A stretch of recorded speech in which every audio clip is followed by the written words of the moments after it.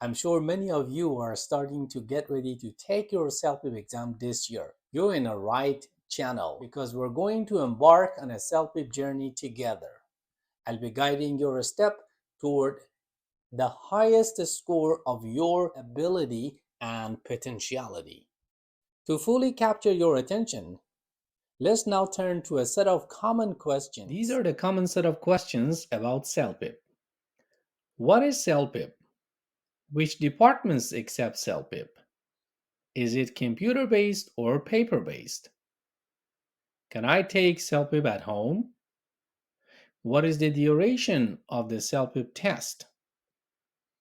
When is the CELPIP speaking test? What accent is used? What English spelling is accepted? How are listening, reading, writing, and speaking tested in the CELPIP exam? Now let's start by understanding what CELPIP really is. CELPIP, or Canadian English Language Proficiency Index Program, is a language test designed to assess your English proficiency in real-life situations in Canadian context. CELPIP is not just any language test. It's widely accepted by various organizations, including immigration authorities, academic institutions, and employers across Canada. It's the key to unlocking numerous opportunities in your personal and professional journey. Don't need to worry about paper-based exams anymore. CELPIP is a modern computer-based exam that offers a user-friendly and efficient way to assess your language skill. Say goodbye to paper-based exams and welcome CELPIP with open arms. Though CELPIP test is fully computer delivered, it must be completed in person at one of CELPIP test centers around the world that are authorized by CELPIP authorities. As you plan your day for the CELPIP test, keep in mind that it takes about 3 hours to finish. It includes specific time allocations for each section: listening, reading, writing, and speaking. Planning your exam day is crucial. After finishing your writing exam, you should seamlessly move on to the speaking test on the same day. It is good to note that CELPIP accepts both American and British spelling in its writing.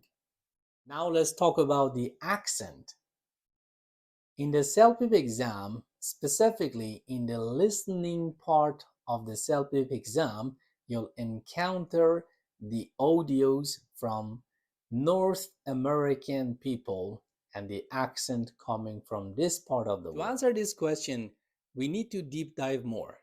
But before moving forward, let me thank you for tuning in. If you found this information helpful so far, don't forget to hit the like button and subscribe for more valuable content. Feel free to share this content with anyone you think might benefit. Let's build a community of learners together. Thank you again for watching so far. Let's consider the skills: listening, reading, writing, and speaking. Like other language tests, CELPIP test starts with listening section. It's about 47 to 55 minutes long. It is in 6 parts, and you need to answer to multiple choice questions in different contexts. If you need more strategies and tips, I refer you to our listening section's videos. Reading section is in 4 parts. That is about 60 minutes long, and again, you have multiple choice questions. In order to have more strategies and tips to tackle this part of the test, please refer to our reading videos. Let's move on to the writing tasks. There are 2 tasks in writing section. Task 1, which is about 27 minutes, and task 2 is about 26 minutes. Task 1 is about writing an email. and task 2 is writing a response to a survey.